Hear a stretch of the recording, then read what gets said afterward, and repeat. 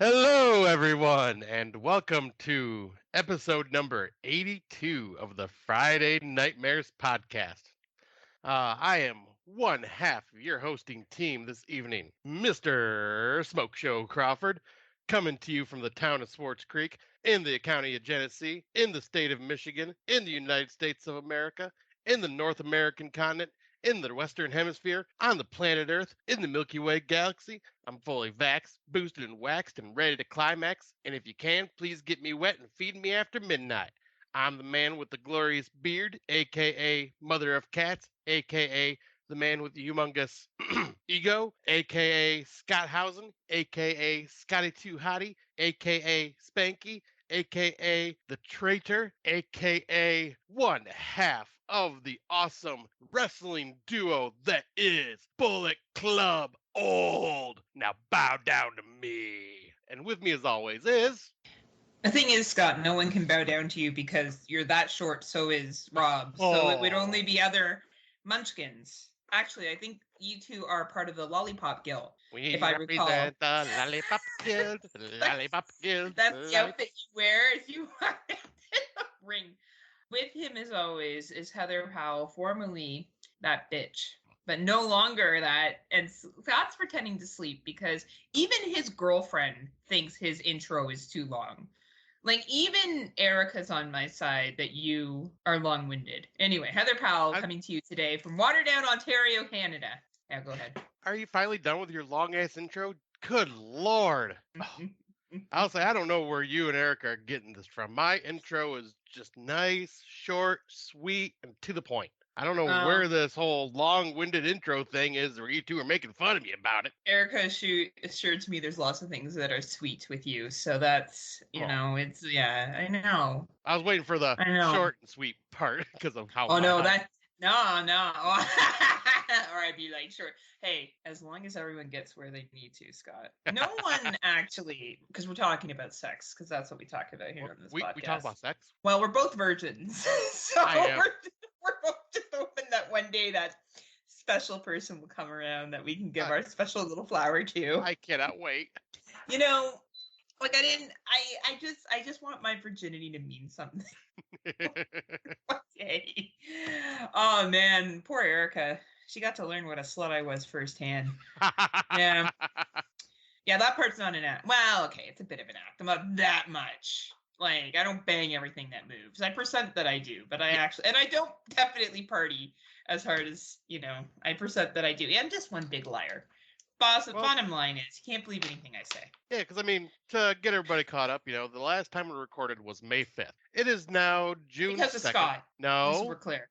No. Scott said, I don't care about Friday Nightmares. All I care about is YouTube channel. It was not me. You even said, hey, let's hold off a week or so because I'm really busy at work. Well, we were both busy. We were. Busy. But you said, hey, can we just push it back a bit? And I did that for you. I did that because I'm a friend. That's a friend that people on this that listen to our show don't know. A friend that turned her back on me and turned heel with Tim fucking Davis, joining it was a long time coming. The NWO. All I see is champions. I don't see any losers. Losers. You know what? I think people only say that when they're basically writers for the WWE because you can't come up with any more material to burn Tim and I. Tim's my man. I've always said he comes from Australia, and that's now the name of the country because Tim lives there, Australia. Which is funny, though, because listening back to this latest episode that I'm just about to release, you sure were talking a lot of shit about your new tag team partner. Well, you had to do that. We had to fake it. Of course we did. That's what good writing is, Scott. I'm sorry that you don't know that that's how it works in the wrestling business. That you're not aware. It explains your horrible taste in films as well, that you can't acknowledge. Says the one that's gaslit by 2023, which, because of that, we are creating a new award. What was the movie that gaslit our podcast co-host? Poor Scott. He's got a list for me. He's going to be like, Heather, There's too many movies here. We're going to be going on for hours on all the films that gaslit you. A million That's honorable mentions. I love that you always say 2023 gaslit me. It actually makes me really laugh every time you say it because I find it really funny. Well, I mean, it's not far from the truth. And my chair's been so creaky, I switched it because, yeah, I've had this really creaky office chair, but it must be because it knows I'm going back to the office, to which Rob Humphrey messaged me privately and told me what a bum I was for not being at the office for 3 years. Yeah, Rob, shut the fuck up. You tell her, cares, Rob. No, Rob is was- part of the Bullet Club Old, and you tell her, Rob. Give her shit. She But Rob turned is- on us. Finally, Tim has seen the fact that I have tits. Because I swear to God, Scott, we were talking about this earlier on the phone. You have cock blocked me more than any of my girlfriends ever have. Ever. I have never been in more competition with straight men's attention until I met you. Well, Like, if someone said to me, Heather, who's your biggest competition? I'd be like, Scott. Like, Scott. I mean, to be everyone fair, loves you. you are the one that created this monster known as the Smoke Show. Honestly, like, I don't know how Erica manages it because, you know, like, you're just like, everyone wants to fuck you, and I don't get it. Like, they all think you're super sexy, and not that you're not, but like, I definitely would probably give a better BJ than you would. I would like to think I've Wanna had more bet? practice. But see, that's what I'm talking about. That beard, And, this like, beard sells. Finally, Tim saw the light. Finally, Tim was like, Heather, you're 40 and you banged and sucked that many cocks? Fuck, you must be good. He realized that practice makes perfect. And I have a lot to bring to the situation. No, what it was is he's seen how sad your predictions are. He gave you a pat on the head and goes, there. You can join someone. My predictions were very sad. Like, that is actually complete facts that you're talking about. And I was so overwhelmed with work, I didn't even submit predictions for AEW. But this is not a wrestling podcast. This is a horror movie podcast. But she has turned traitor on me, everybody. Oh, for fuck's sake, Scott. Don't worry. I'm never living it down. I told you, Fast and Furious came out and we're still family, yeah. Till you turn your back on family. No one turns your back on family. Paul Walker and Vin Diesel turned their back on each other tons. And now Paul Walker's dead. So hopefully one of us doesn't die in some kind of fucking Good sports Lord, car that got dark. accident. Well, you're making it dark with this hate you're giving. After we had a nice weekend together a couple of weeks ago, and you brought up your lovely girlfriend who, you know, not to say that you've hit out of your league, but I have. Like, you know, like, she's got a good man. You're a good looking dude. You're funny. You're sweet. Who's the man she's got? You. Right? I don't know. Maybe I didn't know you guys were into that. Hey, next time she comes up here, man, that ain't me. Maybe we should go out and go pick up some guys. If that's the case, shit. I didn't know you guys were open like that. But you're a catch, Scotty. You know that. I always praise you. I think you're wonderful. But she's a bombshell. She truly is, and she's fucking funny too. Oh, really she funny. is. Yeah, she's really cool. I'm so glad that I got to meet her. And I'm glad you guys got to meet finally, because yeah, it was so much fun. It was. We all had a great time. Yeah, and she liked Niagara Falls, so we went to Niagara Falls, good old rip-off capital of Ontario. But she had a good time. You know, first time seeing the falls, right? Oh yeah, yeah, because I guess you've been there before, right? I just assumed, but it's true. You've only been there once, so going back again, right? And this time we got to kind of take it all in a lot more, because before the last time we did it, the first time I came to visit you, it was so fucking hot. We got down to the falls, stayed for like 10 minutes, and we fucking bounced. We didn't even walk the whole way down because it was way too hot. This year the weather was fucking perfect for it. It was ideal. It was really, really nice. And it was a really solid weekend all around. We'll talk about some of the special things we did together. No, not those kind of special things, everybody. Sorry. Sorry to disappoint. And for anybody that may be confused, Heather did post on our Friday Nightmares podcast page that we got a new a new member of the podcast. And Erica definitely is a part of the podcast in a way. You know, maybe one of these days she can join us, but I don't know if, because I've seen Rebecca Reinhart go, oh shit, or something like that, just like super excited. So I don't know if she realized. She was commenting that you were beside two hot girls. Oh, another hot one. No, it's true. Erica's pretty hot. Maybe we should say that's me. Oh, which one are you? Oh, no, that's who I am. But your profile picture, no, that's that's not me. Maybe then I would get some D, Scott. Fuck, between you and Erica. Honestly. You know how many people told me that Erica was really pretty? Like, a lot. And I was like, fuck, I get it. Fine. So Scott, oh, aren't they so good looking? Aw. Wow, look at them. No one likes Heather. I'm like the ugly duckling that kind of grew up to be more ugly. Oh, no. I have like one eye, blinky in the middle of my forehead. I'm just kidding. No, it's all right. I don't need that much affirmation. I have Tim Davis. He's all the man I need. He's all Rob. Fuck Rob. Rob wouldn't even bang me. I know how many times I've come on to Rob and he acts like he's like, oh, I don't know. I'd rather bang Scott. What the fuck? Well, I mean, when you're part of Bull Club Old, you swap all sorts of things. Yeah, I guess so, especially STDs. Exactly. So let's speak. Sorry. Us height challenged people need to stick together. So you are the smaller people of society that we need to support. I have a hat that I got from Darren. I would like to shout out the Psychosymmetrics podcast. Yes, I will be donating to an Indigenous charity that supports victims, there's no other way to say it, victims of the residential schools and their families that exist here in Canada. It's a toque. So I do have pictures of it. I will share it to my page and to his page, but I wanted to announce that. He insisted on sending me a hat, and I said, he didn't seem to want to take any money for it. So I was like, well, I will donate to a charity in your name, Psychosemantic Podcast. And that's a charity I'm quite passionate about as I work to educate myself in the wrongdoings of my ancestors and the wrongdoings of today, and to try to truly bring reconciliation with equity in this country. Sometimes even when I think about, residential schools, especially around Canada Day, I just get fucking pissed. Like, I don't know if you feel the same way in the United States anymore when you think about all the shit that's happened and you're like, fuck. Like, I just get sad. Yeah, like, it just makes you like, man, we come from a long list of shitty white people. Right? And you know what I mean? where yours is like trying to make amends, ours is just kind of sweeping it under the rug while it still continues. Yeah, well, we have a far way to go, but I will say that we have done a better job of at least acknowledging it. A movie's actually coming out next year about the residential schools. Oh, really? Yeah, I'm gonna watch it, but it's gonna be a hard watch because shit that happened in those schools are worse than some of the fucking horror movies we've ever watched. So, but we were talking about Rob earlier, and I feel like we should move to disappoint him.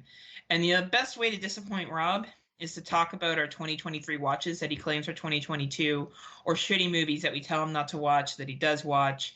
I just really enjoy disappointing Rob as a person. So let's get to it, Scott. All right. Well, you are the first one on this list. I am. Because I will say, I did not, work has been kind of crazy for me. I have not got a chance to watch nearly as many movies as I'd like to. And I've just been really, really busy with a lot of stuff. So Heather, his hot girlfriend. I mean, I'm not going to blame her, but no, I've just been a lot busier and then had a lot of bad shit going on this week. So it's like, really had not been in the mood, and I'd been just not feeling a lot of the films. So I ended up only watching 8. I brought 7 of them to the list, and in the one month. of them. Let's be clear here. This is in a month. May 5th. Yeah. This is now June 2nd. It's been a slow go. Yeah, and I watched 8, but I only put 7 on here because the 8th one I watched today, and no, that was bad. Yeah, sometimes we got to the point now where sometimes we just won't tell you. Yeah. This one here is My House. My House. On My House. Unlock Carla's darkest secrets. Carla lives life locked inside her house with her kind but tyrant father. I wouldn't really say he's kind, but anyway, okay. When their isolation is interrupted by a mysterious stranger, Carla questions the reason for her family's withdrawal from the outside world and discovers dark secrets that redefine their existence. This is definitely more of a thriller more than a horror. It was fine. This is a British film. I'm picturing Matt Wood right now. Matt Wood that likes nothing of this year, except for Tank. No, he said it was. He thought it was decent and figured he'd recommend it. I think he was along the lines of me. I think he needs to go down to the pub and have himself some fucking drinks. That's what I think he needs to do. Matt, you need to start banging more, and you need to start having some drinks and choose joy. But man, he's hot. Him and Kate. That's another Oh, bite my fucking fist. Oh, man. All this eye candy in the podcasting world. Except for me, I'm the ugly duckling. Oh, whatever. You are not. Oh, thanks, Scott. I'm just no Erica, Scott Crawford, Kate, or Matt, but that's okay. That's okay. You Good know, boy. if I'm the best of the trolls, if it's between me and Rob, then that's why I want to be with Rob, so we could bump our ugly troll bodies against each other. Good Imagine Rob and Lord. I as troll dolls with like hair sticking. Anyway, okay, back to my house. So Oh, my house, as you can tell, is not a great film. So I don't know. I watched this a while ago. I don't fully remember it. It's an 89-minute runtime. It's basically this young lady trying to figure out why does her father keep her locked in the house with no internet, no nothing, like nothing. And then this random dude shows up that tries to get her to find out about her past. It's an odd film.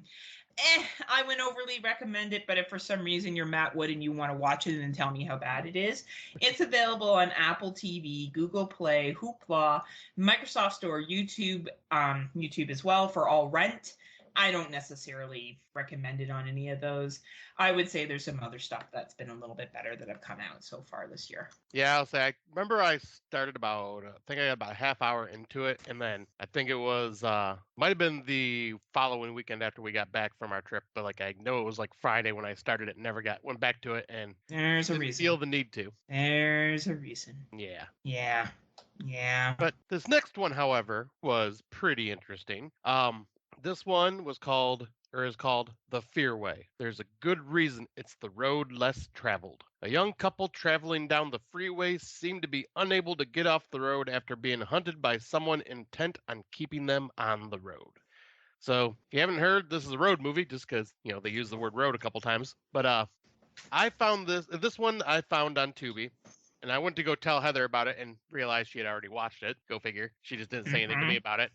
But I enjoyed myself or enjoyed my time with this one. It wasn't anything like mind blowing, but like I once again twists this year. I've just been kind of I've been like picking up on right away because I figured out the twist of this one fairly. What?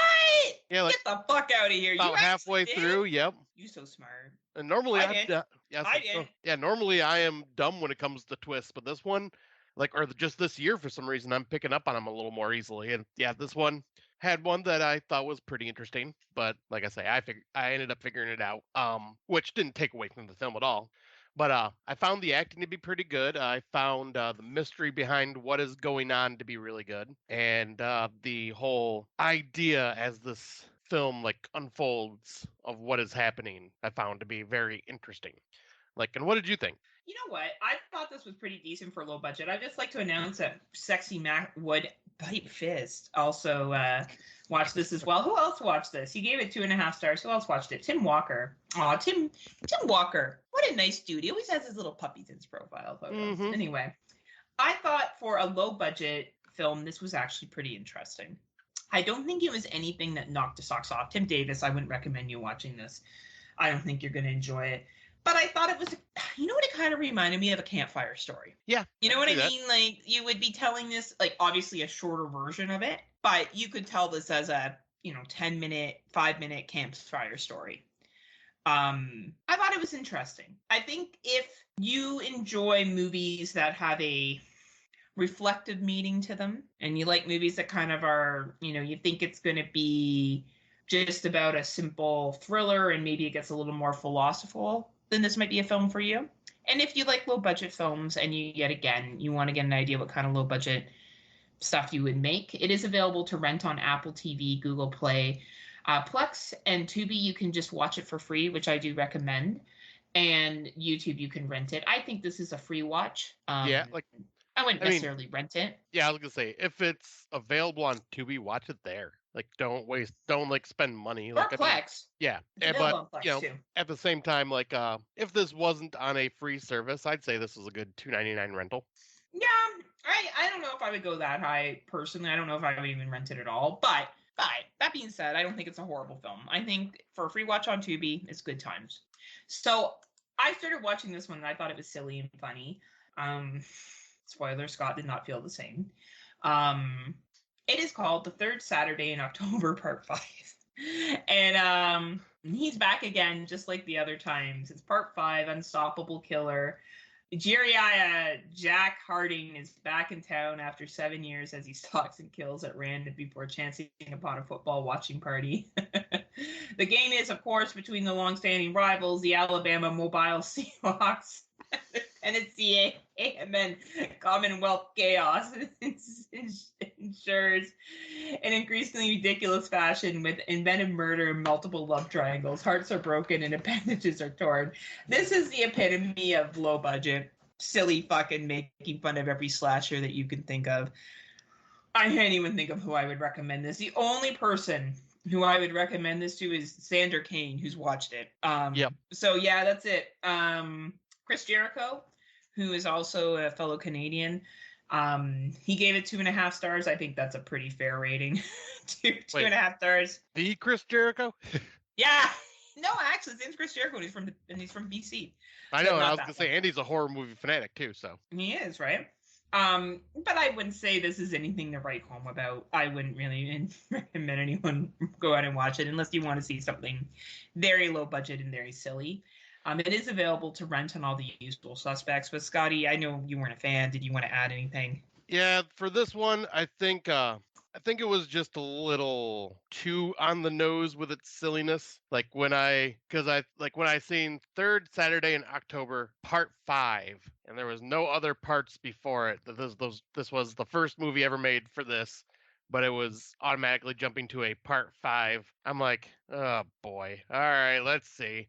And yeah, like I gotta applaud, like the low budget filming was good. The everything they did with their budget was good, but like I think just the dialogue and everything else around it just was too much on the nose for me. Fair enough. Yeah, like I'm not going to argue with you. It is what it is, right? This is Yeah. an 89-minute runtime. I'll give them credit for sticking under. They didn't make this 2 hours.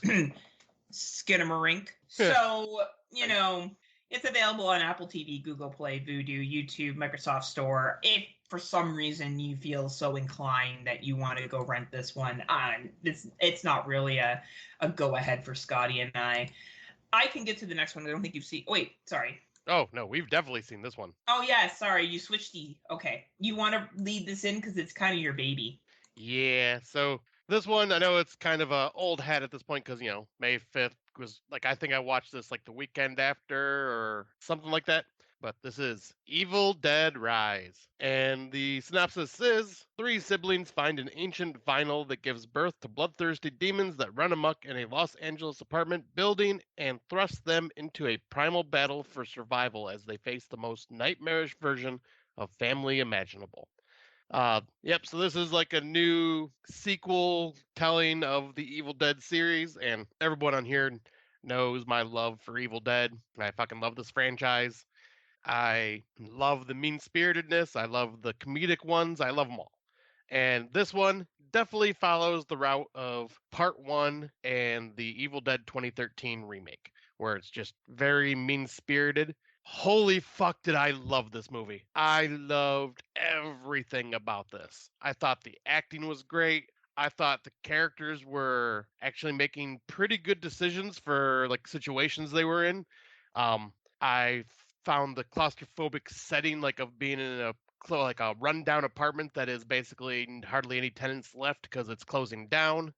Thought that was like a very good setting. I love a lot. They had a lot of awesome callbacks and homages to the other Evil Dead movies in the series, and they did something that the 2013 Evil Dead did not do. And that was they made these Deadites mean-spirited while also making them darkly, what would be the word? Dark and demented, where they actually like are talking and basically fucking with their victims, which is, what the Deadites do. They're just mean-spirited and love to torment and tease and torture in any way they can by just like the way they are. But and basically what I do to Scott on every episode. Exactly.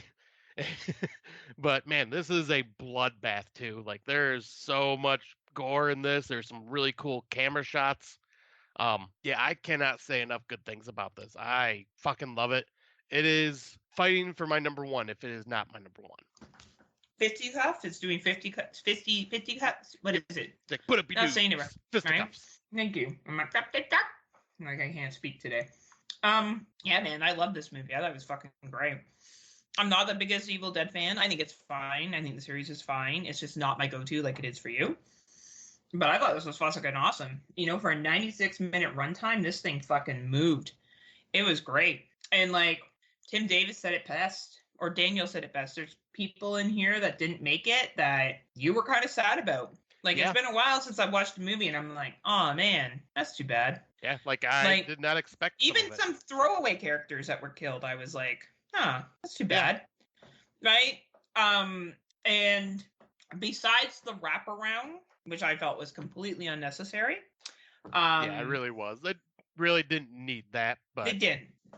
But otherwise, fucking awesome movie. This is worth. I don't know if you like gore, you like fucking deadites, you like, I don't know, people getting fucked up, you like people who you want to survive that don't survive, you'll like this movie. It's available on Amazon, Apple TV, Google Play, YouTube for rent, and it's worth whatever fucking money.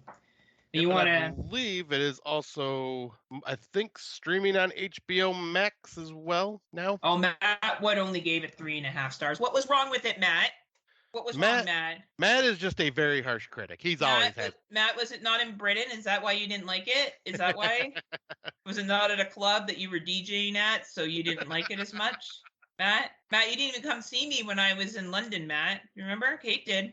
Not you, Matt. Not you. Shots fired. You hearing this, Matt? You know why? Matt knew that I would probably be inappropriate, and he was right. He was like, I'm married, Heather. I'm like, that don't matter. Rings don't matter in London. I'm just kidding. I didn't say that to Matt. His wife's a babe. I definitely know I can't compete with her. She's a hottie, just like him. One big hottie group. Anyway, Matt doesn't like it, but everyone else does. So if everyone else's opinion... As he gives it a Davis 7 out of 10. likes it, you know, Sandra Kane likes it. These are all really good podcasters. Even Brandon Young likes it. So... you know what? We're talking about the cream of the crop here, the people that like this film. So go out and check it out. It's definitely worth your time. Now, did you see this one yet with Mr. Crow? I have not. All right. The Pope's Exorcist. Father Gabriel Amorth, chief exorcist of the Vatican. Man, doesn't that feel like there's a lot of demon films right now this year? Demon and pregnancy films? Yep. Get that vibe? Okay. Well, yeah, a lot of that. Yeah, right?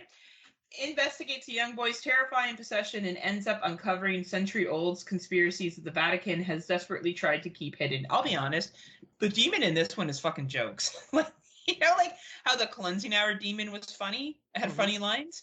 This one has some funny lines too. And sometimes I really enjoy when they have like the demons and the demons say like the most ridiculous burns. Fuck, they're funny. Anyway, this is your paint by numbers exorcist movie. It's not a bad movie. I think Russell Crowe does a great job in playing this real-life father who did exist, who did write books based on his exorcism, and this is one of his books. And it kind of talked about, and I was actually listening to this on a podcast today, in the first scene, it shows that they actually, before they will perform an exorcism, they have to see that medical intervention has been done first. Oh, okay. Yeah, like the Catholic Church just doesn't walk in and start doing exorcism. There has to be a medical assessment done, psychological, physical, to make sure it's not a mental illness. And in, you know, this isn't too big of a spoiler, but in a previous exorcism, he kind of comes together that it was a fake, right? That the person was faking it. So I kind of thought that was interesting. It doesn't just go into this blind belief that it is always the demon. There's actually a concept that it could be not that, which I did enjoy quite a bit. This is available for rent. I think if you're a Russell Crowe fan, you like exorcism films, like I think Tim Davis said it best. Everyone always holds everything up to The Exorcist, and if it's not as good as The Exorcist, it's not this. I don't know. I really fucking enjoyed Cleansing Hour that came out a couple years ago on Shudder. I rewatched it recently, and I still find that one a good time movie to watch. I enjoy The Exorcism of Emily Rose. I thought that was a fucking excellent film. I don't know. The Conjuring is technically an exorcism film. I enjoy that too. I still need to see Exorcism of Emily Rose. It's a good one. I saw it years ago now. So I think if you like that, then I think this movie's worth it for you. It's available on Amazon. It's available on Apple TV, Google Play, here in Canada on Cineplex. And I would say any rental cost, if that's what you like. Let's see here. Tim Davis gave it 3.5 stars. Angry Matt Wood hasn't watched it yet. So Matt, watch it. So we can watch you give it 1 star because for some reason, I don't know, you didn't like it. But yeah, I'm just kidding. Matt likes movies. I'm just teasing. He's just a tougher critic. Yeah, and he probably has better taste. Questionable sometimes. I'm all like, it's a movie. I never would think that happened. So I liked it. But then again, like, I'm literally such a simpleton. I can be like, I had an iced coffee today. Today was a good day. You know, I had that iced coffee and it tasted really yummy. Like, I'm not kidding. Like, I'll be I like, know I you're went not. for a hike with my dog today. It was a good day. Like, it doesn't take much to make me happy. I'm happy 95% of the time. You know, I'm a pretty easy to please person. Like, I'm going to have some ciders later and eat some pizza. And you know what? I'm really fucking excited for that and sit in my backyard. Fuck yeah. And I'm happy with that as a Friday night. That makes me happy in my little Heather soul. So maybe I'm just a simpleton and these movies are simple for me and I like that. You know, the demon and the demon's mad and then they make the demon go bye-bye. And maybe that's just good for me. And maybe that's just good for me. And Matt Wood is all like, Heather, please, let me go back to my A24 films and IFC Midnight. I need to watch Midsommar again. I don't know. Maybe he likes. Does Matt even like Midsommar? We're talking a lot about Matt. I was just going to say, this is what happens, Matt, when you challenge Heather and agree with me that she's gaslit for 2023s, because, man, she is coming at you this time. Oh, I'm coming. And don't forget, I come back to England often, Matt. It's not that big of a fucking God, country. here we go. Okay, I won't talk about it. No, keep your headphones on. All right, so let's go to the next movie. I've given the recommendation. I think if you like exorcism films, rent that bad boy. Did you watch this one yet, or is it still me? Just you. You didn't sound too impressed with it. Well, you keep stuffing your face with food, and I'll talk about this because we're both eating when the other one's talking. That's great. Professionals. I don't know how to say this. Hosia? Who's Sarah? I think Who's Sarah the Bone Woman. Valerie's joy at becoming a first-time mother is quickly taken away when she's cursed by a sinister entity. As danger closes in, she's forced deeper into a chilling world of dark magic that threatens to consume her. Pregnancy horror sure is a thing this year.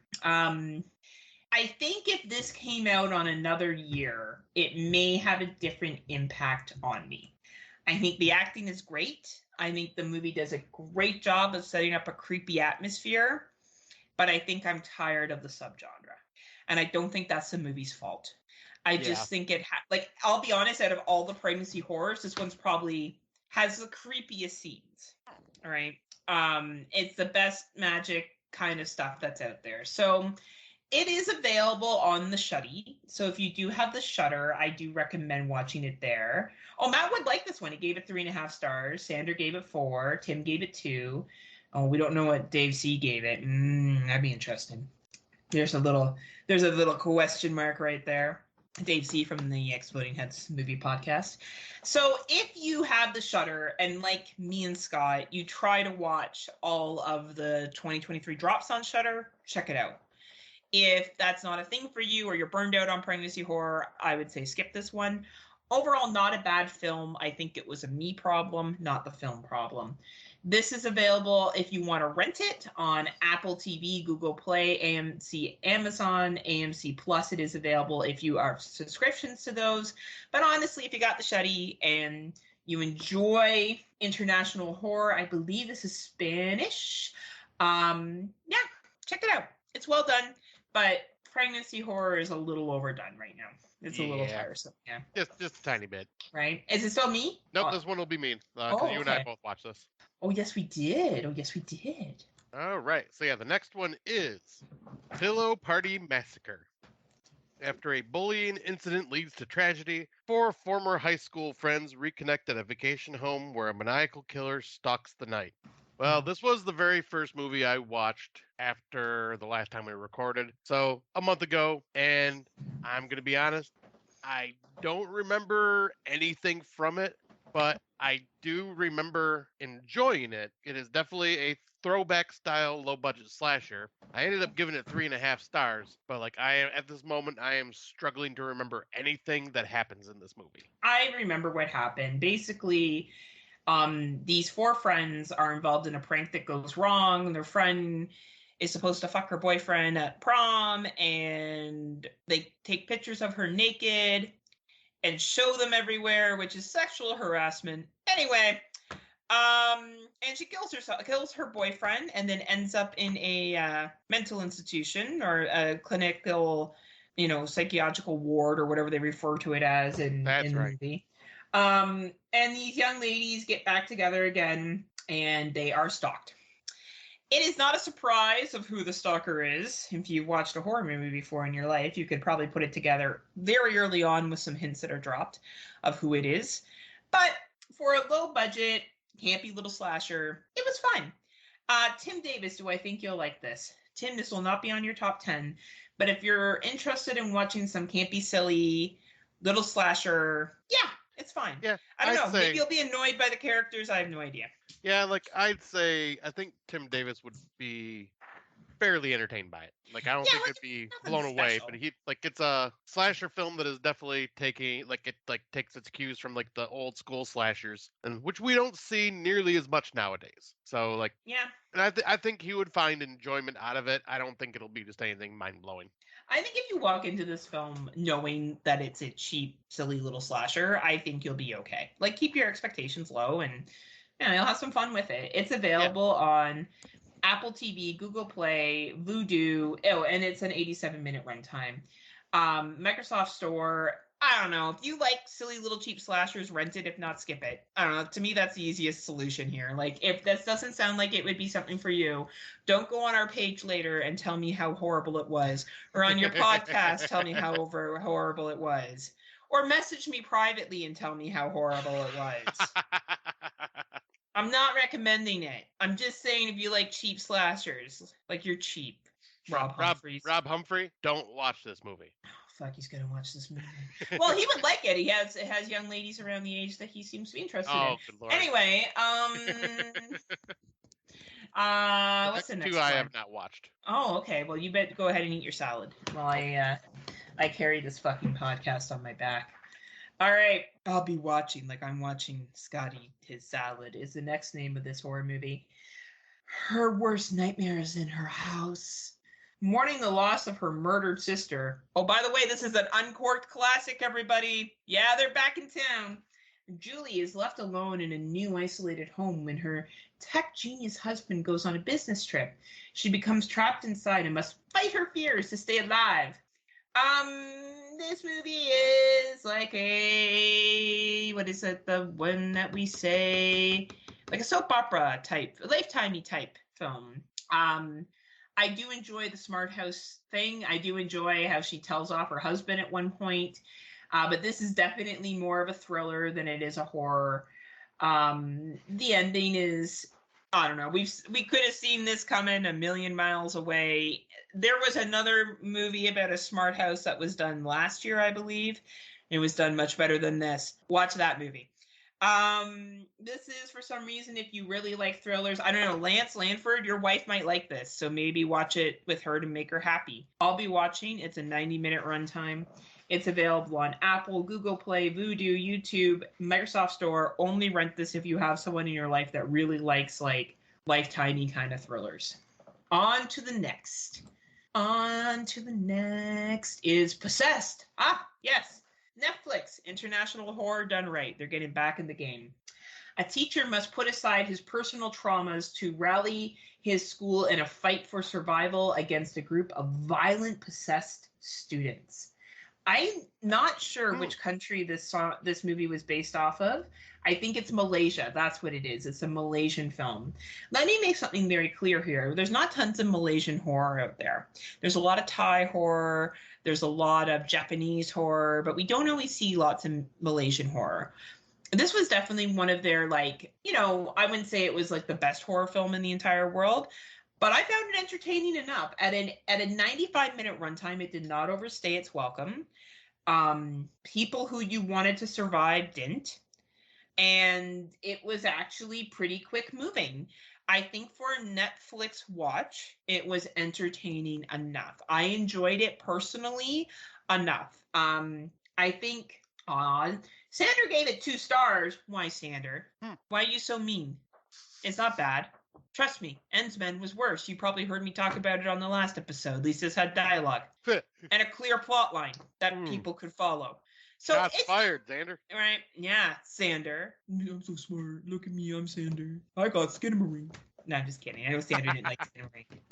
Anyway, I don't know. I think this is fine for Netflix. I had a good time with it. If you want to throw something on that's a little gory, you want to watch something that's international. It's not a story that you're going to be like, oh man, what a shock. But I thought it was cool. I thought the thing that stopped the possessed was cool. The little cheesy story that's tied into it is cheesy, but man, I had a good time. 95 minutes. Pay for Netflix, worth it. This sounds like an interesting one though, and I would watch it, Scott. I think you would find it interesting enough. You and Erica should watch it one night. Well, I was gonna say, like, I have a list of Netflix films that I saved recently that I want to check out for 2023. And they all seem to be foreign horror, and yeah, always. They definitely coming back, but like we'll see how long I have Netflix back for with the whole charging extra for sharing passwords and shit like that. Yeah, I'm on someone's plan, and I just sent them money so we could have a second account. So I did that because I use it enough. Like I use it enough. I wouldn't say it's great, but I use it for a lot more documentaries and stuff like that. Yeah, because I am on my ex-wife's account, and so we'll see. I'm not throwing her any money, so no. we'll see if she continues paying. If not, we'll see. Yeah, I watch on Netflix to give listeners an options, right? Like if someone has Netflix and maybe that's a subscription service that they have, I like to give people options. It's not you have to run out and see this movie for your top 10. But if you're looking for something that's relatively entertaining, I had a good enough time with this. So it's available on Netflix in Canada and the United States. And I would say if you have Netflix, check it out. Or if you're stealing someone's Netflix, check it out. All right. And we both watch this one, and Erica watched this with me. Let me get it up real quick. All right. This is a Shudder exclusive called Influencer, or I believe the other language is De-Influencer or something like that.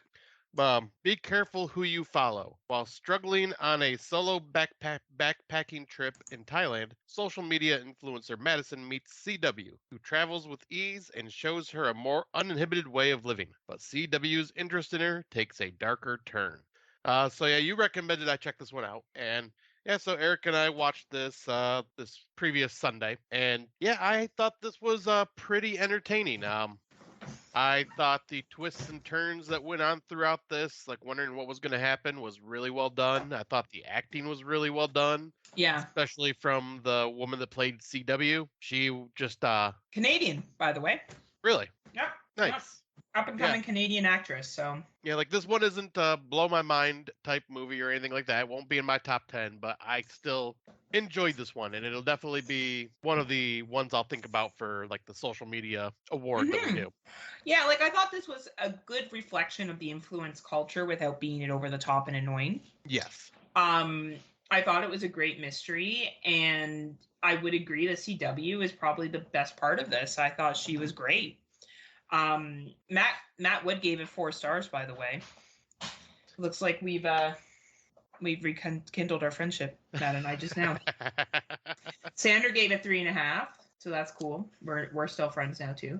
Yeah, I don't know. I thought it was entertaining. Like I wasn't watching this like, oh man, what's it going to be? Oh dear. Right. But I thought what I really appreciated about this is that some throwaway lines made sense at the end. Yes. You know what I mean? They set up some things where I'm like, see, that makes sense.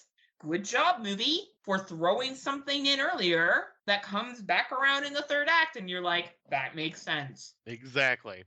And I didn't find the boyfriend in this too bad. He was kind of a douchebag at the beginning, but as time goes on, you're kind of like, there's some interesting characters. And beautiful scenery too. Like this definitely had some money put into it, and it was well done. And at a 92-minute runtime, again, it doesn't overstay its welcome. Yeah. You're in and out, right? So good job, Shudder. This is available on all the Shuddies. This is available on AMC Plus, as well as DirecTV in the United States. Yep, I definitely recommend watching it. I think it's definitely worth a watch, especially if you have Shudder. Agreed 100%. Where are we now? Is it me? Motion? Oh, yeah. Yep, that one is yours, and then the next one. Oh man, I shouldn't have included this. I don't know why I included this. This is not a great movie. In hopes to try to watch variety, I watched this film. So, motion detected. The system is armed. When a recent victim of a terrifying home invasion moves to what she thinks is a safer house, the smart home security begins to take over her life. I felt like this is very much like He'll Be Watching or I'll Be Watching, very, very similar. Here, let's read Matt Wood's review. All right, this is by Matt Wood from the Not So Spotless Mind podcast. What is it? The Spotless Internal Mind? Eternal Darkness of the Not So Spotless Mind. From Matt Wood. I think people are a bit unfair with this film. Okay, it's not great, but I've seen far worse this year from horror selections from Heather Powell. He didn't say that. I'm just kidding. I added the Heather Powell part in. The acting wasn't that bad. Natasha did a decent job as the main character, and she's quite easy on the eyes. Creeper much? The stories are okay. Could have done with more to it. Budget low, but I can cope with that. All around, it's okay. Not particularly horror scary. More of a thriller, but it had my investment to find out what happened. 5 fucked up security systems out of 10. That is funny. I think that's a fair rating from Matt. I personally agree. This is very much like home security system go bad. And yes, I would definitely say both main characters were attractive, the gentleman and the lady. If we're going by that for entertainment value, for sure. It was, I don't know, this movie was okay. Like, it's again another, honestly, we could have another subcategory. Home Google systems gone bad, because there seems to be a lot of those now too. It's the way of the world. Right? From our glowing recommendation from Matt Wood, I agree. Probably people are too hard on it. I don't think most people are too hard on movies. I think people shit on stuff sometimes and they just do it to look cool. But I would definitely not be spending a lot of money on this one, that being said, unless you really are into home security horror. It is available on Apple, Google Play, Vudu, Hoopla, YouTube, and also, can you plug Matt and Kate's podcast again? I always fuck up the name of it. The Eternal Darkness of the Not So Spotless Mind podcast. 2 great podcasters. As much as I'm bringing Matt's name up, like Candyman, I almost feel like he's going to show up and we're going to go down to the pub and have some drinks. And the whole time I just keep biting my fist like, Matt. Oh my, so handsome. And then Kate shows up and I'll be biting both fists. I don't know how I'm going to put both in my mouth, but that's going to be a challenge. But yeah, it is what it is, right? It's nothing that I was just writing out. Please, for the love of God, Tim Davis, do not watch this movie. You're not going to like it. You're going to find it boring as fuck, so please don't watch it. Which other words means Rob Humphrey, watch it. No, Rob's going to watch it. Yeah. Anyway, you got this. Yeah, so we'll jump onto this one. So this one is a to be original, and I watched the trailer and I was like, okay, this actually looks much better produced than most to be originals, and that is Mercy Falls. How far would you fall to survive? A group of friends set off into the Scottish Highlands in search of a long-lost cabin. Once far from civilization, an unforeseen tragedy befalls the group, and one bad decision leads to suspicion, betrayal, and murder. Excuse me. But so I watched the trailer to this, and I was like, ooh, this looks pretty good. And so on To Be Tuesday with Erica, we decided to give this a watch. And we both enjoyed it. I had a lot of fun with this. Definitely a good survival horror film. Definitely some dumb decisions being made, like with who they have tag along with them throughout this, with them not knowing much about the person.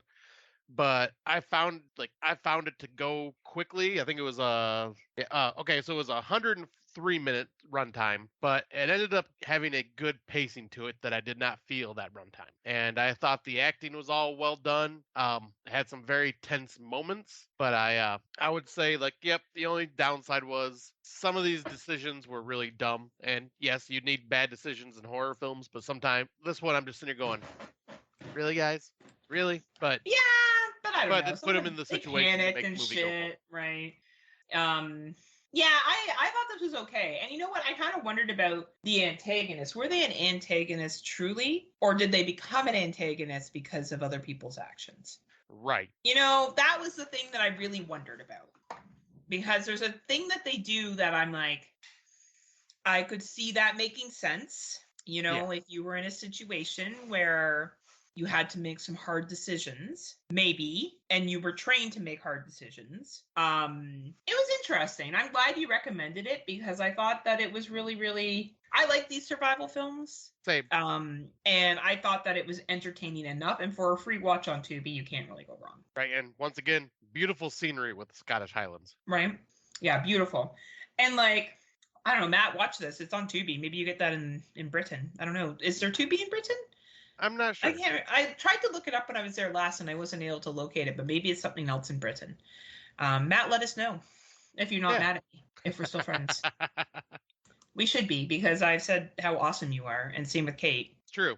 Like many a times. Scott doesn't say that. She throws jabs at you, but at the same time, she sprinkles a little love in there too. Trust me, Matt, and I know how it is. Yeah, you know how it is. I'm abusive. Tin and Tina, you didn't watch this, did you? No. So another Netflix one. Another Netflix International. This one's a long one. We're looking at 119 minutes. It's a much longer film. Yeah.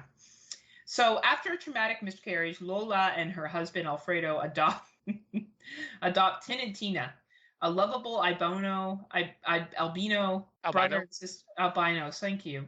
Fuck me. Sister with an ultra Catholic. So brother and sister with an ultra Catholic education that makes them interpret the Holy Bible verbatim. Oh, do they ever? I read a little bit of spoiler online that this is supposed to be a kind of a discussion on religion and the dangers of taking religion very, very literally. I do believe this is a Spanish film as well, and the Catholic faith is very strong in the Spanish culture. So I don't know if this was maybe a play on the culture and society. It is taking place, I think, in the 1980s, where it's supposed to be filmed. It's an interesting movie. It's not super high on the horror. Parts of it are horrific. It's an interesting one. I don't know where people will stand on this. It is a long one. I was entertained enough by it. But yeah, I don't know. I don't know if you would like it or not. I think that you maybe should check it out if you got time by the end of this year. I wouldn't mind hearing your thoughts on it. And it's available for free on Netflix, Canada and the United States.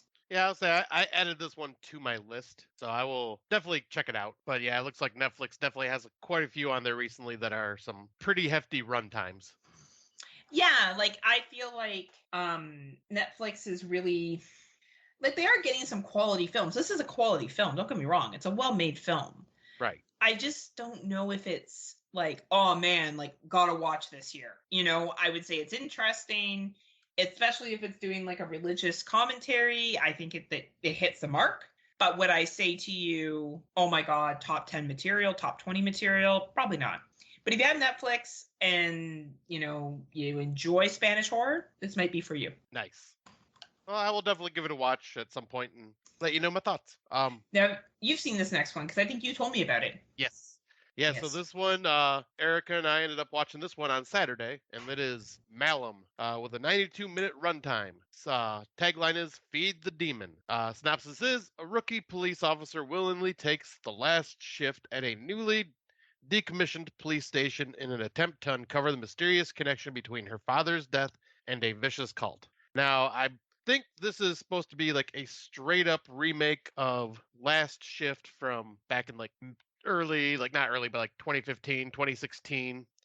And I liked that movie. I thought it was good. But watching this one, man, I loved this. This was very disturbing. It was very dark. Like, it was a cult that kind of had like almost a Charles Manson style vibe to it, but involving a demon instead. And some very horrific things happen in this film. It's very gory, very violent, kind of gives me Evil Dead Rise vibes with the gore and violence. It's very intense. And I thought the acting was all really well done. I thought the story, being in a decommissioned police station, felt very creepy and unsettling, especially in the town and what was going on outside of the town. And I found everything about this to be very unnerving and unsettling. Like, this one really spoke my language. Like, has that dark, twisted gore to it, has the cult aspect to it, which I do love. But yeah, like, this is one to definitely watch. Like, this is in my top 10, if not my top 5. Really? I loved it that much. I'm gonna have to get you to explain the ending to me at some point then. Okay. Because the ending confused the fuck out of me.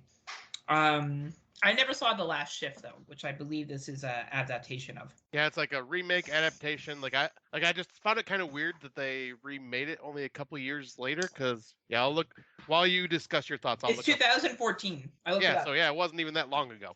Well, I guess 9 years ago now, but still like not long enough for a remake, which is Yeah, lots of places, surprising. lots of movies do that though. Like wasn't Cabin Fever made?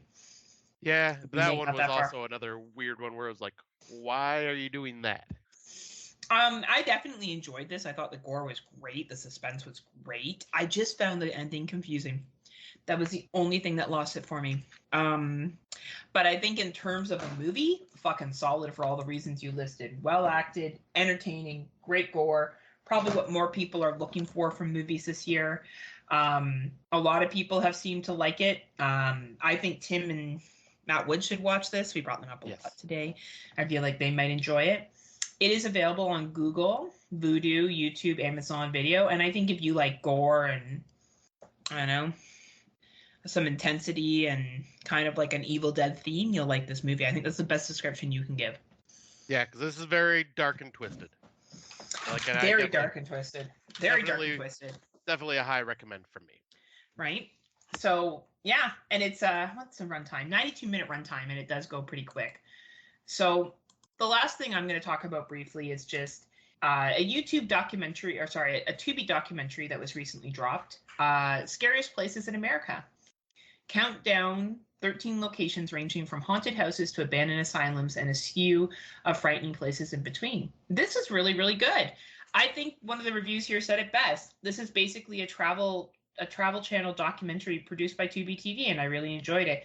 100%. I think it brings up a whole bunch of different locations across the U.S., some that you would know of, some that you don't. And it's a really quick hour and a half. So if you like docs, I would say this is a documentary that could be competing for me for Best Documentary of the Year. I really like that. And I really hope it doesn't get kind of pushed aside because it's on Tubi. You gotta like docs. You gotta like documentaries. It's only, as I said, an hour and a half. And I really enjoyed it. This is one that I would recommend anybody watching. Yep, this one I added to my list when I seen it popped up because I think it's also a Tubi original too. It is a Tubi original as well. So not technically a horror film, but about obviously scary things and actual scary places. And we also have our awards for documentaries and stuff like that too. So right, which is nice. It's nice to have that because then it allows us to watch documentaries. You know what I mean? Exactly. Instead of us being like snobby bitches that are like, documentaries don't count. Documentaries don't count. Right? Exactly. Like they may not count in our top 10, but they will be. We make sure to. Oh, we could. Yeah, like if there was one that blew me away that much over a like horror, just an actual horror film, then yeah. Right. What other docs have come out this year? There's been this one. Search of Darkness 3. The Hitchhike guy, whatever it was from Netflix, the Hitchhiker documentary that we both watched. The Hitchhiker documentary. Shudder hasn't done much, have they? Yeah, in Search of Darkness. Search of Darkness, but just that. Yeah. Because then the year before the one with about Nightmare on Elm Street 2? No, that was 2020. Or was that a couple years ago? Okay. Yeah, I'm losing track sometimes with the documentaries, but yeah. I hope Tubi does more like this. I actually really liked it. I thought it was really, really good.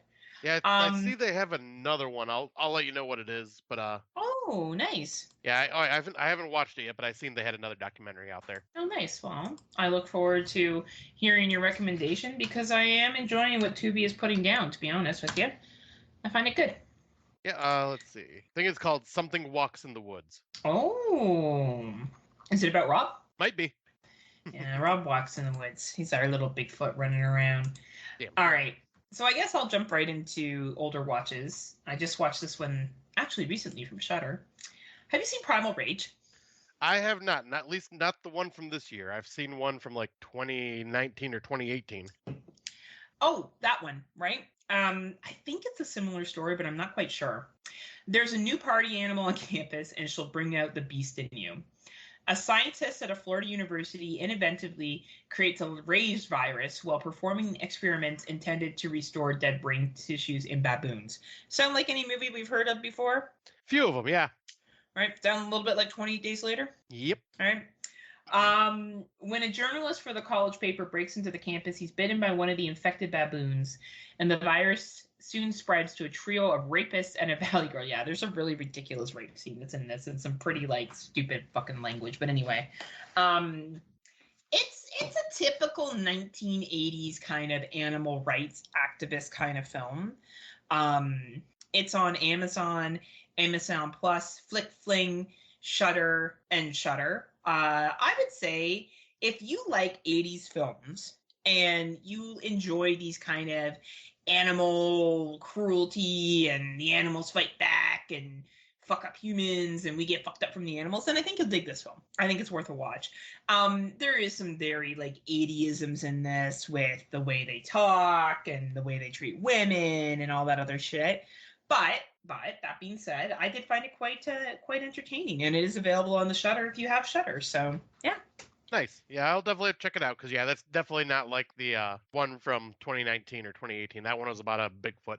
Oh, was that one like where they like it's a couple, I think, or something like that? Yeah, I think so, but it was like Bigfoot, but it like was Bigfoot like if Bigfoot was Predator. Oh, Like and did he has fuck like them all up? yeah, like he uses tools and shit like that and weapons. But I will talk about the older watch I just seen, and that is a low budget found footage film from 2019, but I believe it was like widely released in 2021, 2020. I believe 2022 because our good friend Brandon Orlick, previously or formerly from the Exploding Heads horror movie podcast, really loved this one, and it is called Death of a Vlogger. He wanted followers, something followed. An ambitious vlogger experiences the dark side of the internet when his latest video, which features an alleged haunting, goes viral. So yeah, this was definitely like a very low budget, independent, mockumentary style horror film. And once again, I found, the acting to be pretty good for its budget. I found the story to be really intriguing and had some very creepy moments to it. But a couple years old now, like, so I can say it, but like they fake a ghost haunting, and this guy does, and that shows the repercussions of what happens when you are a social media popular person that Mm-hmm. gets found out that he fakes something. He gets shamed. He gets basically like loses everything and has to do apology videos and like try, but there is something truly happening. Like later on, you find out there is, but at the time, like yeah, what he faked basically caused his downfall in popularity and had no one to turn to and just was struggling with like depression and all that because they talk about how with social media people they get an endorphin rush from notifications and comments and likes, and how that endorphin rush is like an addiction where even if it is nasty comments saying you should die and threatening comments and blah blah blah blah blah, you're still getting that endorphin rush from getting the notification, and you can't help yourself but go and read them, where like an addiction you get that rush but it's also harmful to you. That's what this is. And I found that kind of an interesting take and look into that like lifestyle. I thought I watched this one. I don't think I have because I was looking it up and I don't think I saw this one. Yep, it is now on Tubi, so I definitely recommend checking it out. Like I see why Brandon loved it because Brandon loves his hidden gems, and this is definitely a hidden gem. And I thought it was a really because I was in the mood for a found footage film and found this one, and I thought it was really good and had me intrigued. Yeah, I wonder if he's done anything else. So it was by Graham Hughes. And yeah, he's done some BBC Worldwide stuff, National Geographic Channel. That's kind of interesting. Oh, wow. Yeah, and he's been an anti-Brexit activist. Not surprising. Yeah, this looks really good. I'll have to find it. Now, you said it's on Tubi. Yep. Yeah, okay. I seen it popped up on Tubi, and I was like, oh, shit, this is the one Brandon talked about, so I had to watch it. Yeah, and I found that I've been really craving some found footage, and I probably because Tim Davis for what is it? Dummies oh my god! Thank you, Dummies of Horror. He does a found footage segment now, and I really dig it. He talked about Afflicted, which is one of the ones I really enjoy. Good Canadian found footage film about Europe. Yeah. You know what's funny is when he said he was going around Europe, he's like, and this guy goes around Europe. I'm like, he's going to say Heather went to Europe to like continue on, but he did. That's okay. But yeah, speaking of Tim Davis, I think you should do this for your found footage segment. Just it's on Tubi. Just give it a watch. I think I'd be curious to hear your thoughts on it. Just go in knowing it's low budget. Yeah, I am definitely curious to hear his thoughts on it. I think it would be cool to see. Yeah. So we had talked about this before. So for what's new, Scott came up with Erica and himself and me and George and Amber and Dave went on a ghost walk. And we went to a place called the Hermitage Ruins. So to give you an idea, Hermitage Ruins is our one-of-a-kind haunted tour into the forest at night, is what the website promotes it as. Beginning at the rarely open Gatehouse Museum, and then abandoning light for darkness, ending in a hidden place filled with history, legends, and ghost stories. Features voices from the woods, shadows following the tour, and experiences over generations of visitors, and the home of Hamilton's most known legend. So, Scott, what did you think of our little ghost tour adventure? And you can say what Erica thought too if you want to add her thoughts in here too. Yeah, I'll say we both had fun with this. Like obviously I am more skeptic than a believer. Like I mean, I think it's just because of my way my brain works. I need legit proof because like I just kind of say, oh, that could be something else. Erica definitely leans a little more towards believer than I do because she's experienced some things.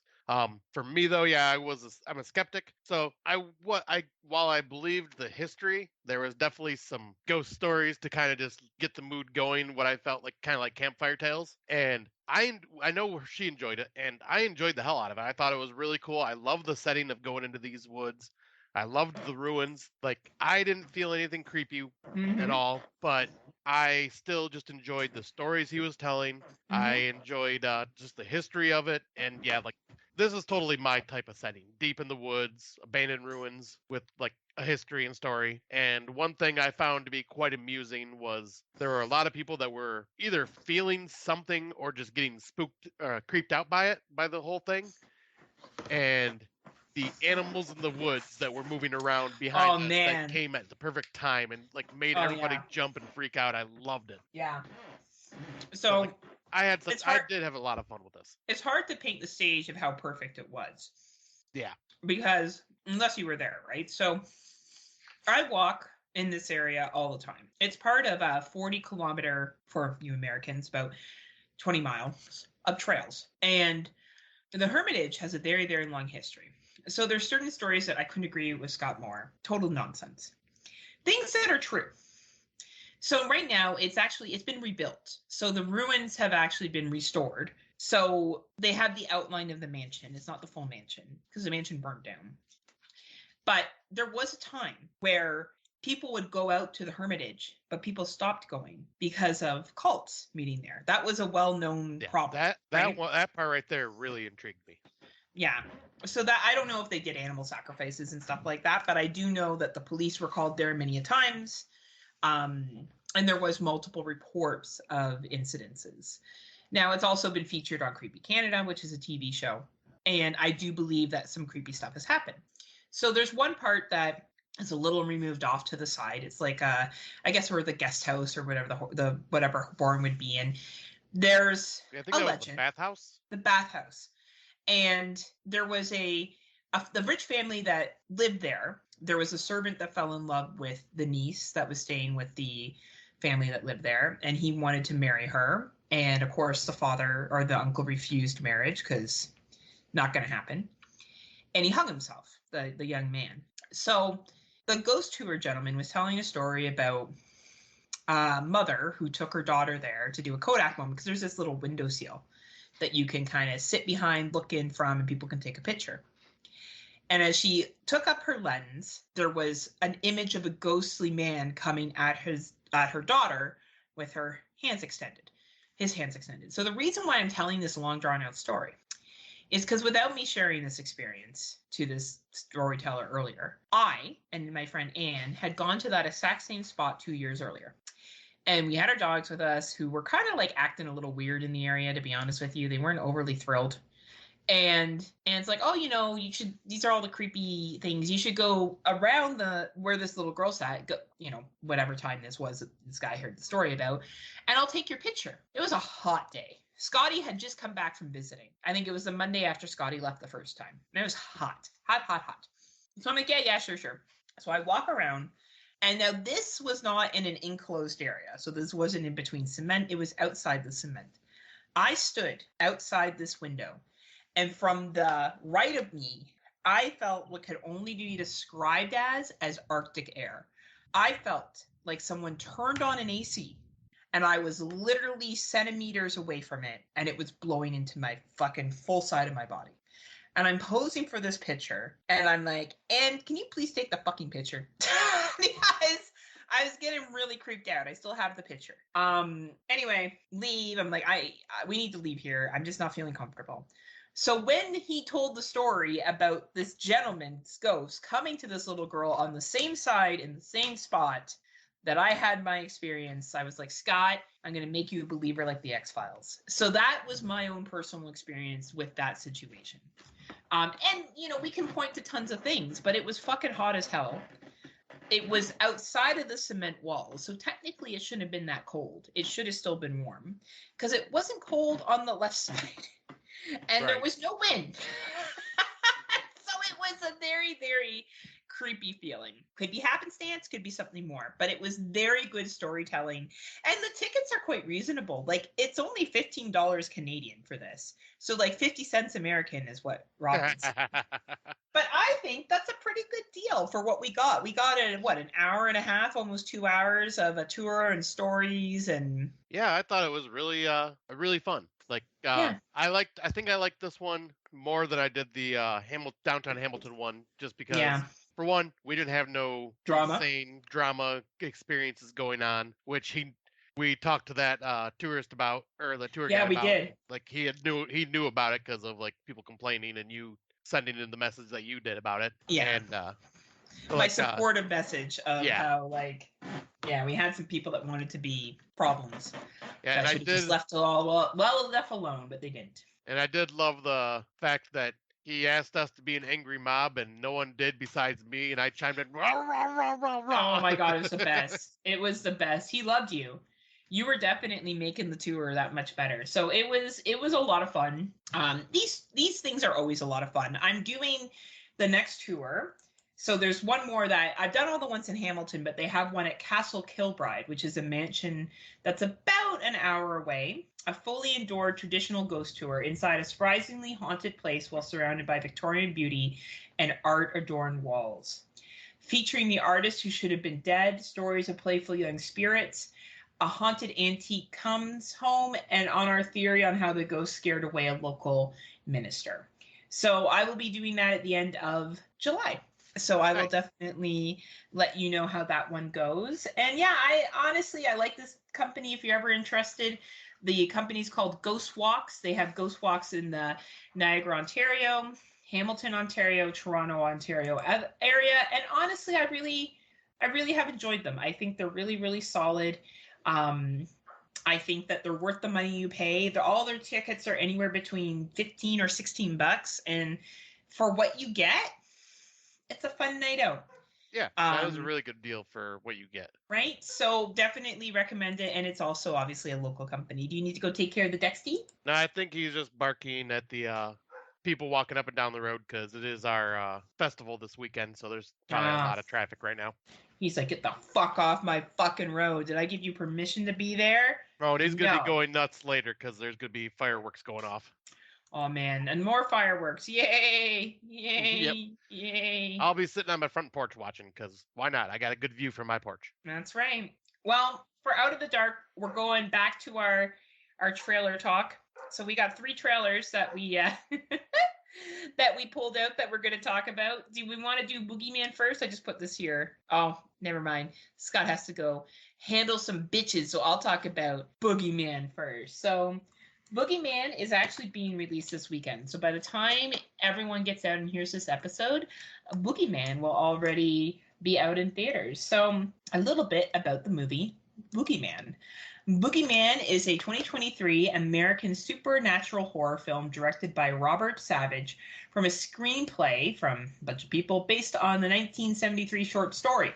So it's an adaptation of King's short story, which was first announced in June 2018. So this is based on a Stephen King. I'm just talking about Boogeyman, Scott. case Okay. you're wondering what it's coming from and all that kind of stuff. So, a short little synopsis are high school students Sadie Harper and her little sister Sawyer are reeling from the recent death of their mother. Devastated by his own pain, their father, Will, a therapist by profession, gives them neither the support nor affection that they tried to claim from him. When a desperate patient shows up unexpectedly at their house asking for help, they bring in terrifying entry that plays on the family and feeds off their greatest suffering. I think this movie is going to be about grief from that little synopsis. Mm-hmm. But I saw the preview and I know it's going to be a jumpity, all that kind of stuff. But I'm not going to lie. I think it looks cool. I like movies like this. It reminds me of Smile. I dug Smile and the message behind Smile. I think this movie will be equally well done. If it's a story by Stephen King, it has potential. Not all his movies are great, but the stories tend to be good. Yep. Those are my thoughts. What do you think? Yeah. This is the second time I watched the trailer because I seen it at the theater, like the trailer. I believe it's out this weekend, but yeah, I thought this looked pretty good. Had a very creepy atmosphere to it, and I am a huge fan of Stephen King and will always try to check out any of his stories that have been adapted to the big screen. So I'm very curious to see this because, yeah, a lot of the time his short stories seem to be better than his novels when they're turned Really? into films. Yeah, like The What else Mist. was a short? Oh, that was a short story. I didn't know that. Yep, The Mist, Children of the Corn. Even though I like it feels dated now, like Children of the Corn was a short story. Maximum Overdrive was a short story. Like a lot, like there's a, I think it was a Silver Bullet, I believe, was a short story. Like, Mhm. so it all just depends on who is directing and adapting it to the big screen. But yeah, this I think looks good. Definitely looks like it's very jump scary, but yeah, like you said, reminds me a lot of Smile and the like And message like it's gonna have. jump scares done right can be really good, Exactly. Like that's why I right? say like reminds me of Smile because Smile did the jump scares really well. Yeah, I'm excited to see how it plays out. Yeah, I'm definitely going to check it out. I'm going to try to go to theaters for sure to watch it. Now, you wanted to bring this next one to the table, so I'll let you talk about this first because this one looks fucking hilarious. All right, so you're the one that told me to check out this trailer, and me, and Brandon all watched it together on our video chat one day. No, And I don't. No, Brandon told us to. oh, was it Brandon? Okay, Mm-hmm. I thought it was you. But yep. So this is the Meg 2. They decided to make a sequel to what was an okayish summer blockbuster fun shark film. Oh my God. I think they just realized what they have and are fucking rolling with it this time. Like, cause they realize it's dumb, it's silly. Let's go with that and have Jason Statham fucking riding a fucking wave runner while carrying a fucking katana, about ready to slice up the Meg. It's got fucking giant dinosaurs and other monsters that appear. Seems like there's more than one Meg. Oh man. It looks like it is just going to be just big, dumb fun. And like, it kind of gives me that Cocaine Bear vibe where it's like this movie knows exactly what it Mm-hmm. is and is just embracing it. I definitely do not think this movie's taking itself seriously. No. Which I appreciate. You know, I think that that's where the most recent Jurassic Park or World movies went wrong. Yeah. If they just, but you can't be silly with Jurassic Park because that series started to be silly. So of course, when you try to make it, I'm sorry, when Jurassic Park started was serious. When you try to make it silly, then it becomes, dumb.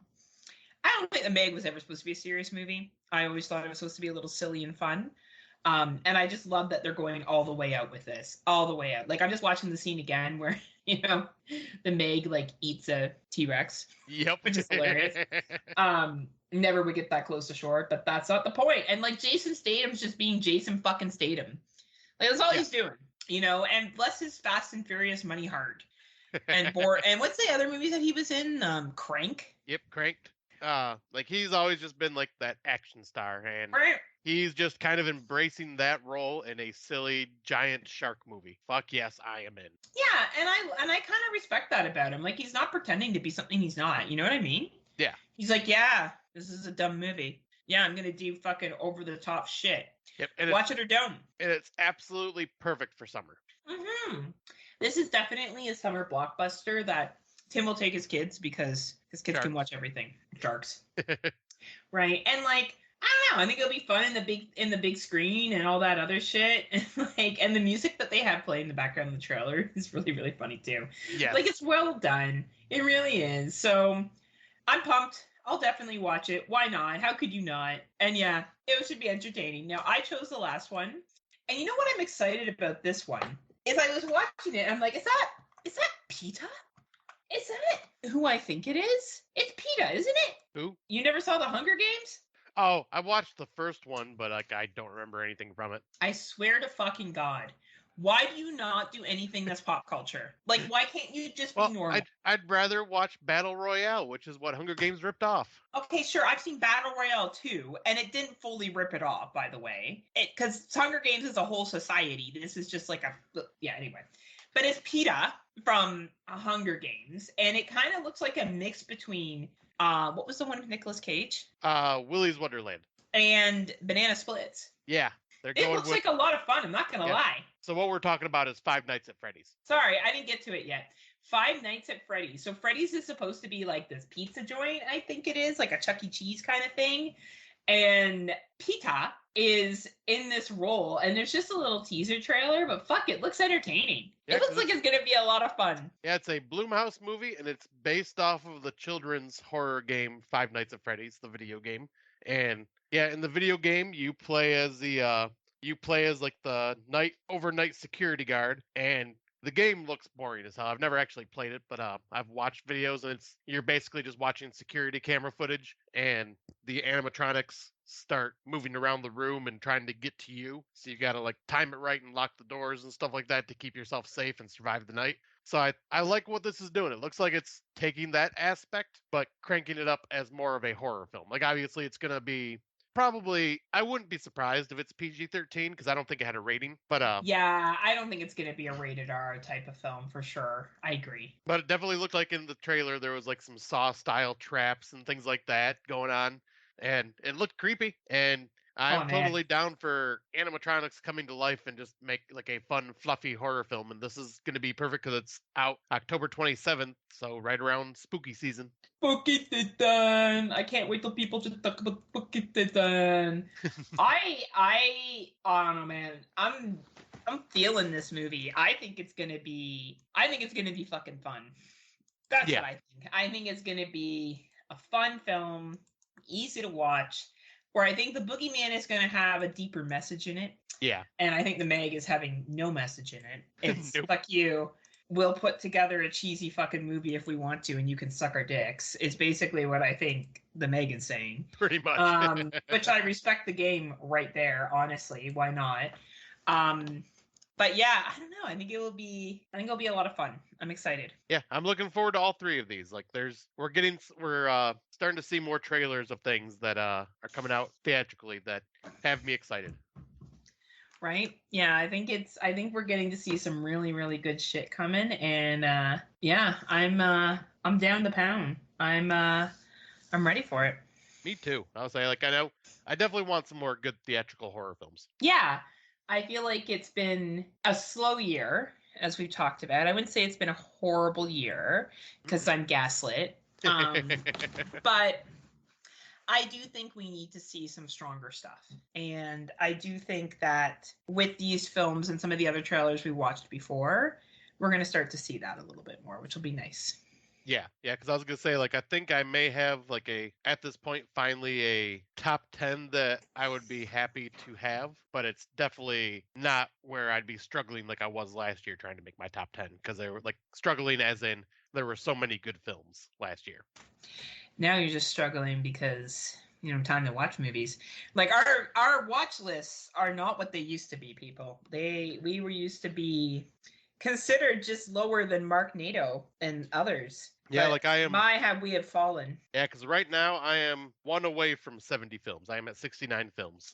And I am at 95. Yeah, so and you're on track for doing pretty good. Me, I've definitely just kind of pulled back a bit. But, I usually tend to do that around this time of year, and then I kind of jump full force into it over the next couple of months. Yeah. So we'll see if that happens again. And right, I'm also being more picky too. There's movies that I've seen that we got screeners for that I'm like, no.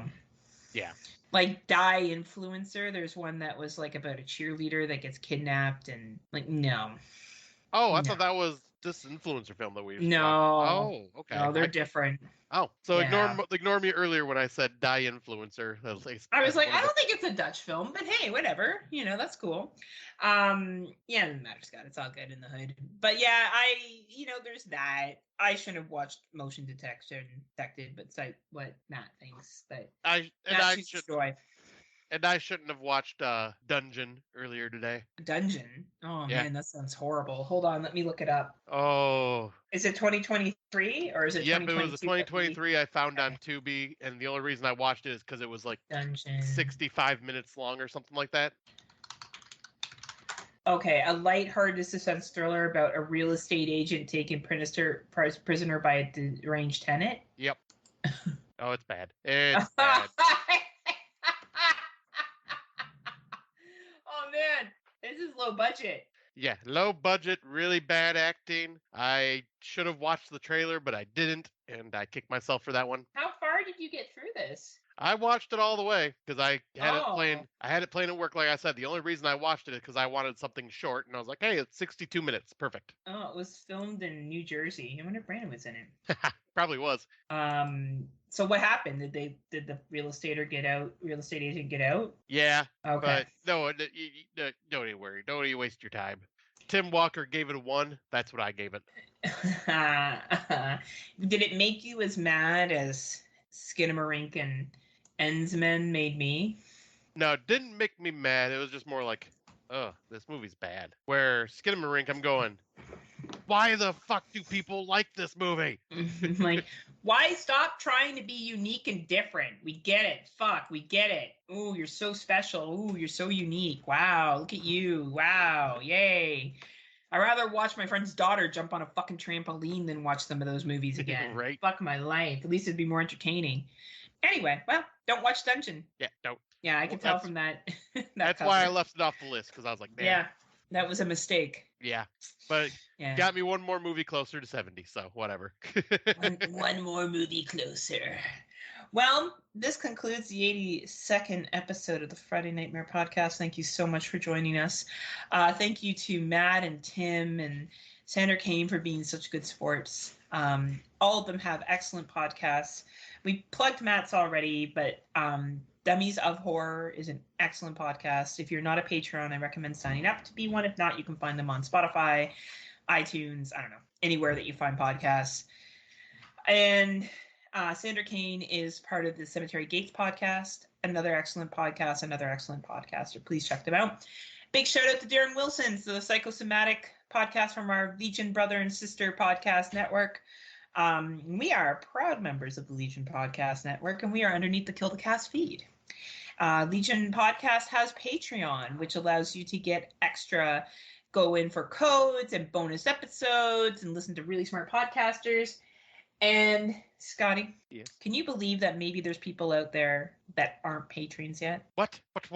If you could say one thing to them right now, what would it be? What are you waiting for? Why aren't you joining yet? Come on, join us. What are you waiting for? What are you waiting for? What are you waiting for? Dexter's behind you right now, and he's like, I'm waiting to take a fucking shit, dude, and you still are talking. That's what I'm waiting for. So please join us today, and please listen to all the other awesome podcasters we talked about. They're the bomb digs, and they have good taste in movies, unlike Scott and me. Well, not Scott, unlike me. I just that ugly duckling with my other little troll, Rob Humphreys. And together we are Humphrey. Oh, and check out Rob Humphreys' new podcast.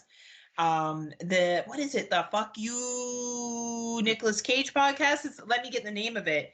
Oh my gosh, I can't believe we forgot to pump Rob's podcast. Oh no, now I gotta look it up. I have it saved because I follow him because I'm a friend. Have you listened to it? Not yet.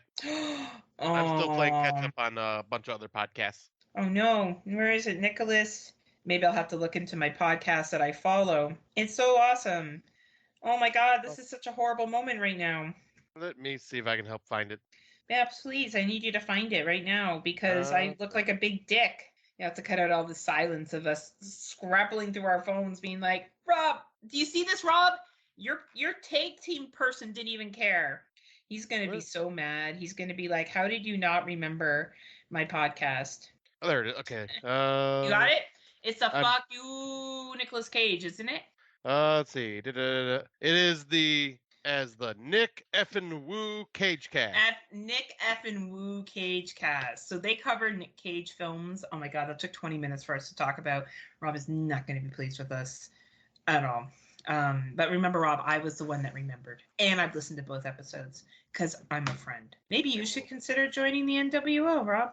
No, Maybe. no. Rob is too cool to join an old fogey faction like that.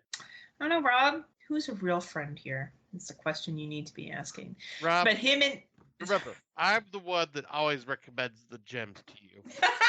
without Scott, there's many good movies you wouldn't have watched this year. It's true. All right, Scott is actually a hero. So check out that podcast. It is awesome. It is Rob and his co-host Kat.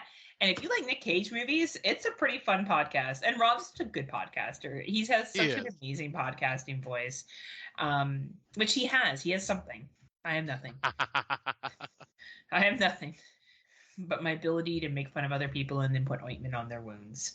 So, but I'm very lucky to have such great podcasters that I know that show me how it's done. So thank you to everyone, as always, for listening. We will be back again with more suggestions from the Shuddy, the Netflix VOD, and hopefully some theater watches. Yes. Yes.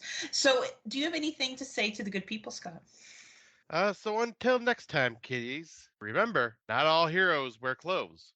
Unpleasant dreams. See ya. Not all heroes wear clothes.